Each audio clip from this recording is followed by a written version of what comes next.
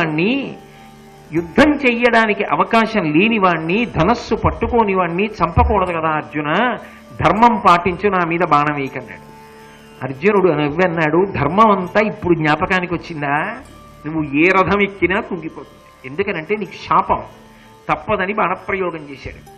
దానితో కర్ణుడి తల తెగిపోయి డుళ్ళి కింద పడిపోయింది. ఆయనలోంచి తేజస్సు సూర్యమండలంలో కలిసిపోయింది. శల్యుడు చక్కగా రథాన్ని తిప్పుకుని వెనక్కి వచ్చేశాడు. కర్ణుడితో వెళ్ళిన రథం కర్ణుడు లేకుండా వెనక్కి వెళ్ళిపోయింది. ఒక్క మాట కర్ణుడికి అనుకూలంగా శల్యుడు మాట్లాడిందిందా?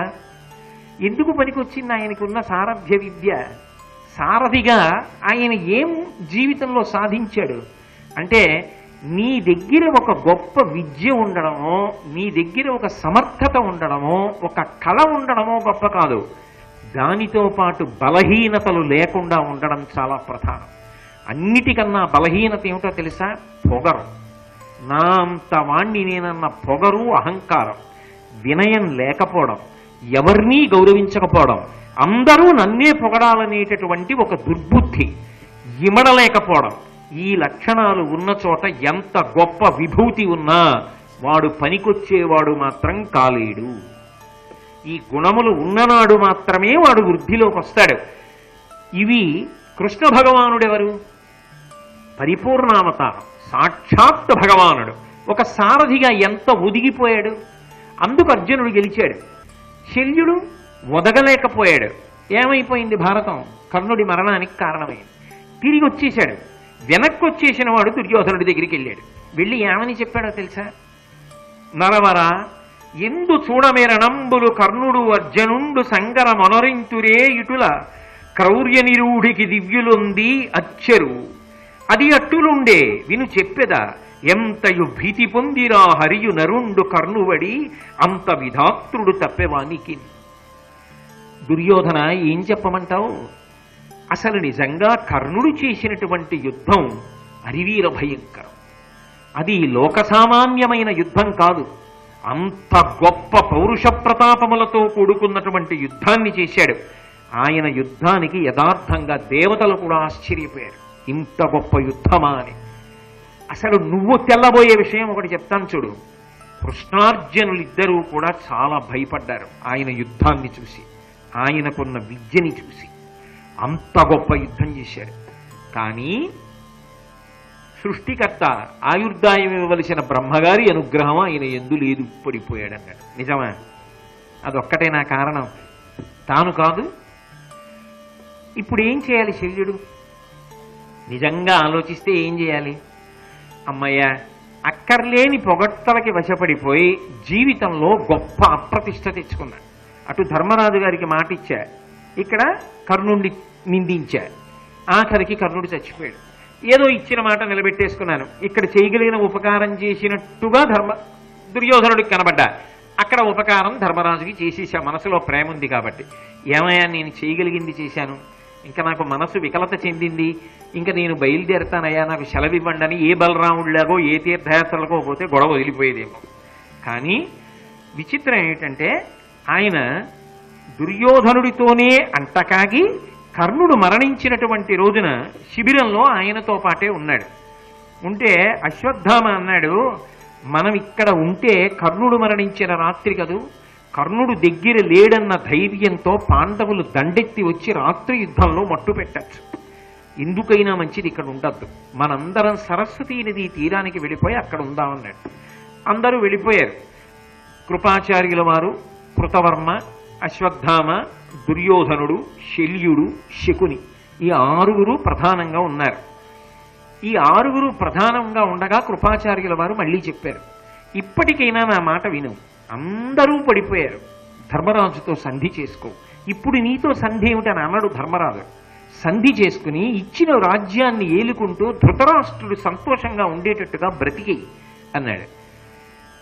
ప్రతిజ్ఞ చేసి దుశ్శాసనుణ్ణి చంపేసిన వాడు ఇక నన్ను చంపుతానేమోనని భయపడి పాదాక్రాంతుడనయ్యానంటాడు తప్ప, ఎవడికి కావాలి రాజ్యం? వీర స్వర్గానికి పోతాను తప్ప పాండవుల్ని దునువాడకుండా ఉండనన్నాడు. అంతే దుర్యోధనుడి మూర్ఖత్వం. ఒక్కొక్కడు తాను ఏమైపోనివ్వండి, వదలడంతే. ఇంకా అమ్మ బాబోయ్, ఇవన్నీనండి పరమ ప్రమాదకరమైనటువంటి లక్షణములు. ఇవి ఎక్కడి నుంచో రావు. మనిషి సంస్కారంలో అలవాటు చేసుకుంటే మొట్టమొదట దెబ్బతినేది ఎవరో తెలుసా జీవితంలో? అటువంటి వాడి వల్ల. ఆయనని కన్నందుకు తల్లిదండ్రులు ఏడుస్తారు, తోబుట్టువులై అన్నదమ్ములు అక్క చెల్లెళ్ళు ఏడుస్తారు, జీవితాంతం భార్య ఏడుస్తారు. మూర్ఖుడు చెప్పిన మాట వినడం. కాకపోతే అందరిలా ఏడవలేదు కాబట్టి చాటున కళ్ళొత్తుకుంటాడు.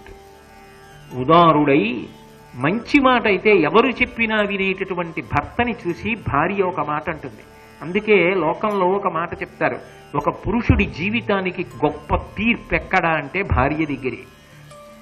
ఇన్ని జన్మలెత్తినా మీకే నేను ఇల్లాలిని కావాలి అని భార్య అన్న పురుషుడెవరో వాడిది జీవితం.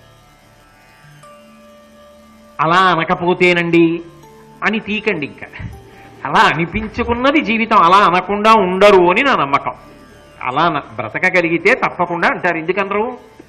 కాబట్టి భార్య అనాలి. అలా అనకుండా ఈ మూర్ఖత్వం ఎప్పుడు లేదురా ఈయనకి అని వృద్ధుడైపోయాక అందనుకోండి, వాడు ఇన్నాళ్ళు బ్రతికినది చావే. అందుకే ఆ మూర్ఖత్వం ప్రమాదకరం. ఇంతమంది పోయినా వినడం. ఏం చెప్పాలి దుర్యోధనుడి? భారతం ఎక్కడో ఉండడం ఏమిటండి? భారతం తెల్లవారు లేస్తే కనపట్టాలా కళ్ళ ముందు? పైకి చెప్పలేం కానీ ఆ పేర్లు వాళ్ళందరూ తిరుగుతూనే ఉంటుంటారు కళ్ళ ముందు. కాబట్టి ఆ సరస్వతీ నదీ తీరంలో ఉండగా అశ్వత్థామను ఉద్దేశించి దుర్యోధనుడు అన్నాడు, ఇప్పుడు నేను సర్వసైన్యాధిపత్యం ఎవరికైనా ఇవ్వాలి, ఎవరికి ఇమ్మంటావని అడిగాడు. అనగానే అశ్వత్థామ అన్నాడు, అనుటయు ఆతడిట్టులను అజ్జనపాలున కాజి నైపుణంబును మహనీయ శౌర్యంబును భూరిబలంబును సర్వసత్వ వేదనము పరాక్రమోద్ధతియు ధైర్య సమగ్రతయుంకలండు శల్యుని రధినీపతిత్వ మహిమోజ్వలు చేయుము కౌరవేశ్వర. ఇంకా ఆలోచిస్తాయేమిటయా? శల్యుడు ఉన్నాడు కదా అనేస్తే శల్యుడు ఒప్పుకుంటాడా? వాడు చెప్పడం ఏంటి నాకిమ్మని అంటాడు. ఎన్ని విశేషణాలు చెప్పాడో చూడండి.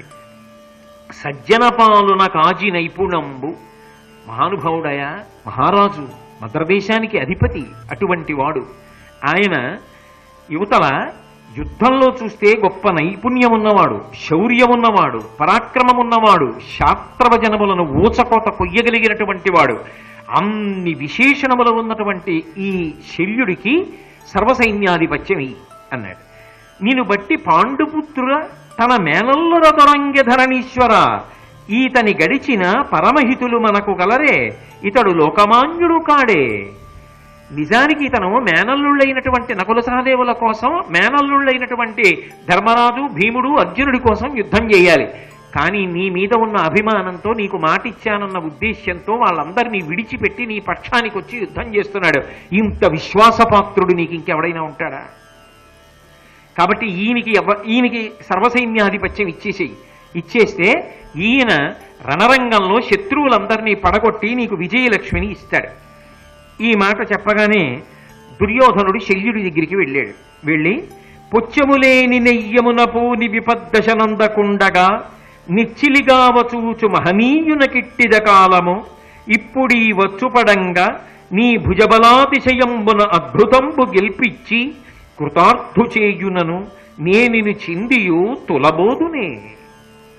శల్యుడా, నిజానికి ఒక మనిషికి ఉపకారం చెయ్యాలన్నా, ఒక గొప్ప అభిమానం మనసులో ఉన్నా, ఎంతో గౌరవం, ఎంతో ప్రేమ మనసులో ఉన్నా, ఆయనకి ఉపకారం చెయ్యాలి అని ఉన్నా, అన్ని వేళలా ఉపకారం చేద్దామంటే మాత్రం చేయడం కుదురుతుందా? కుదరదు. ఒక్కొక్కసారి అవతలవాడికి కష్టం రావడం ఆయనకి మనం ఉపకారం చేయడానికో గొప్ప అవకాశం. యువతలవాడికి కష్టం రాకపోతే అవతలవాడికి ఉపకారం చేసే అవకాశం ఎక్కడుంది? ఇవాళ భీష్ముడు, ద్రోణుడు, కర్ణుడు అందరూ పడిపోయారు. ఇటువంటి సమయంలో సర్వసైన్యాధిపత్యంలో ఉండి నాకు ఉపకారం చేయగలిగిన అదృష్టం నీకు పట్టింది. నీవు నాకు ఉపకారం చెయ్యాలని ఎంతో తాపత్రయపడుతున్నవాడివి, నా మీద అంత ప్రేమ ఉన్నవాడివి. నిజంగా అంత ప్రేమ ఉన్నవాడికి ఎంత మంచి అవకాశం వచ్చింది ఇప్పుడు నాకు ఉపకారం చేయడానికి. కాబట్టి నువ్వు ఉపకారం చెయ్యగలిగిన సమర్థుడవు. కాలము కలిసి వచ్చి, ఇది కలిసి రావడం గొప్ప కదా. కాలము కలిసి రావాలి. నాకు కష్టం వచ్చింది, నీకు తీర్చగల సమర్థత ఉంది. ఇప్పుడు చూడు నా మీద ప్రేమ ప్రకటించడానికి ఎంత అవకాశం. నీ భుజబలాతిశయంబున అద్భుతంబు గెలిపించి నీ భుజబలాతిశయం చేత నాకు అద్భుతమైనటువంటి గెలుపుని తెచ్చిపెట్టు. ఇంకా ఆశ సావలేదు. ఇంతమంది పడిపోయారు, పాండవుల్లో ఒకడు పడిపోయాడా? అయినా ఆశ సావలేదు. కాబట్టి నాకు గెలిపిప్పించు, కృతార్థుణ్ణి చెయ్యి. నేను చెందియు తొలబోదునే. నువ్వు నాకుండగా నేను ఓడిపోవడం అన్నమాట ఉంటుందా శల్యుడా? ఒక్కనాటికి ఉండదు.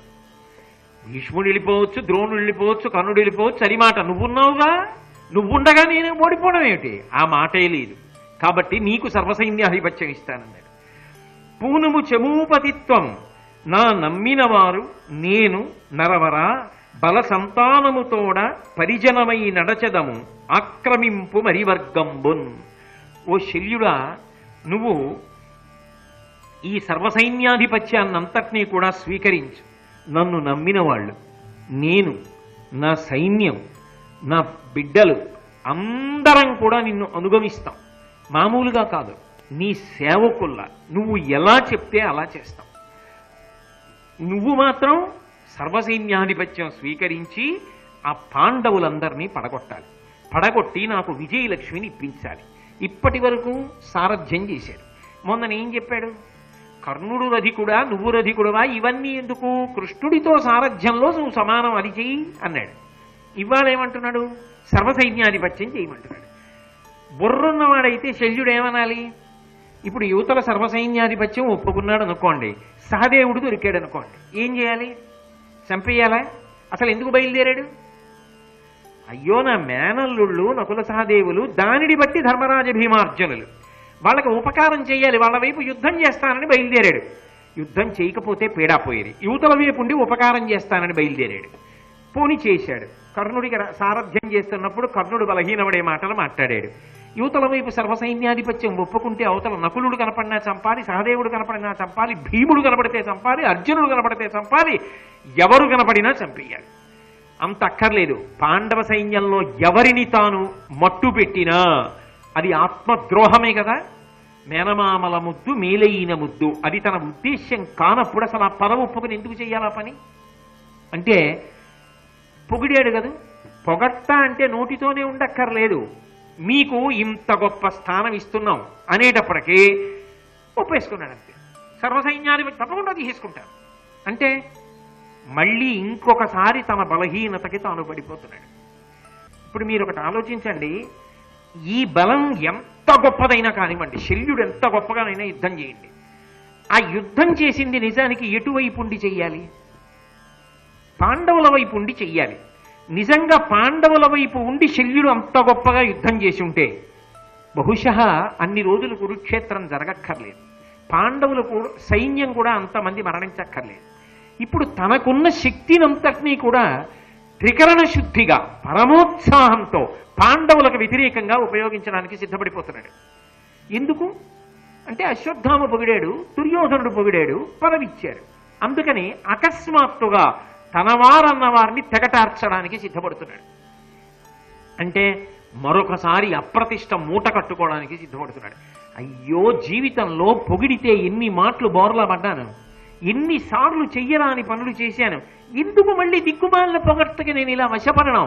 అసలు ఆ దృష్టి కోణమే లేదు. అంటే ఇంకా అది ఎంత బలమైన బలహీనత అంటే ఆయన దాని నుండి బయటికి రాలేడు. కాబట్టి ఇప్పుడు ఏమవుతుంది? దాని వలన తాను పాడైపోతాడు, తనతో పాటు ఒక్కొక్కసారి యువతల వాళ్ళని బాగు చేయొచ్చు, ఒక్కొక్కసారి తన వారన్న వారిని నాశనం చేసేయచ్చు. ఇప్పుడు యువతల వైపు చాలా బాగా యుద్ధం చేయొచ్చు. అంత చెయ్యకూడనటువంటి నష్టాన్ని తన వారికి చేసిన వాడే అవుతున్నాడా లేదా? ఇప్పుడు ఏం చేసినట్టు అసలు శల్యుడు? అంత గొప్ప సారథ్యం ఉంది, కర్ణుని చంపడానికి పనికొచ్చింది, అంత గొప్ప పౌరుష పరాక్రమాలు ఉన్నాయి, పాండవ సైన్యాన్ని చంపడానికి పనికొచ్చింది. అసలు తన దగ్గర ఉన్న ఏ విభూతి, ఏ విద్య ఎవరిని ఉద్ధరించడానికి, తను పేరు తెచ్చుకోవడానికి జీవితంలో పనికొచ్చింది. అంటే ఎన్ని ఉన్నా బలమైన బలహీనత వల్ల అన్నీ లేనివే అయ్యాయి, ఉపయోగం లేదు కదా. కాబట్టి ఇది చాలా జాగ్రత్త సుమా. జీవితంలో ఈ గుణాన్ని దగ్గర ఉంచుకోకు సుమా. పొగిడితే లొంగిపోవడం అనేటటువంటి స్థితికి రాకు సుమా. పొగిడిన అది ఎంతవరకు తీసుకోవాలో అంతవరకు తీసుకో. పెద్దలు పొగుడుతారు, పెద్దలు ఆశీర్వచనం చేస్తారు, దాన్ని తిరస్కరించకూడదు, దాన్ని స్వీకరించాలి ఆశీర్వచనాన్ని. కానీ ఎక్కడ వరకో అక్కడ వరకే తప్ప ఆశీర్వచనంగా అంగరక్షగా పొందాలి తప్ప దాని వలన నేను ఉబ్బిపోయి పొగరుబోతుతనానికి అది పనికి రావడానికి మాత్రం ఉపయోగపడకూడదు. అసలు ప్రాథమిక పాఠశాల దగ్గర నుంచి పిల్లల దగ్గర నుంచి పెద్దల వరకు అందరూ గజేంద్ర మోక్షణంలా నిత్యపారాయణ చేయవలసిన విషయం శల్యుడి కథ. అన్ని విశేషాలు అందులో గుప్పించారు మహానుభావులు.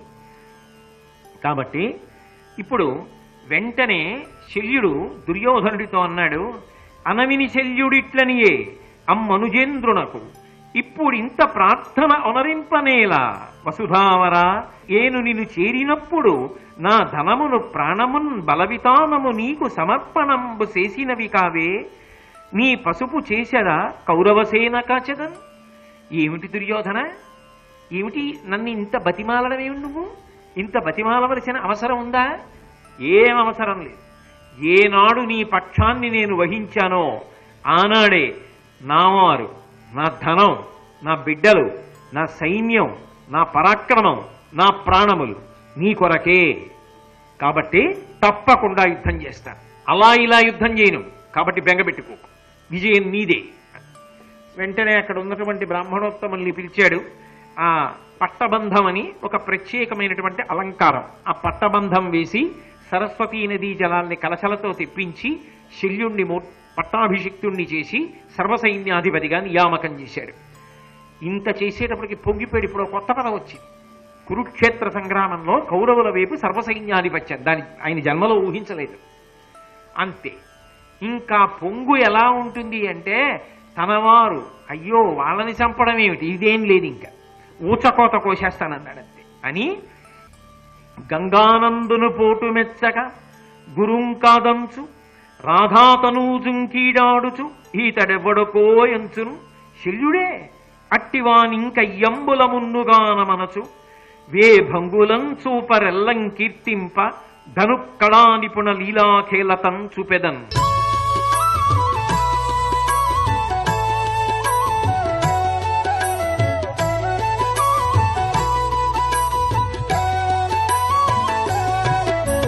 సర్వం శ్రీ ఉమామహేశ్వర పరబ్రహ్మార్పణమస్తు.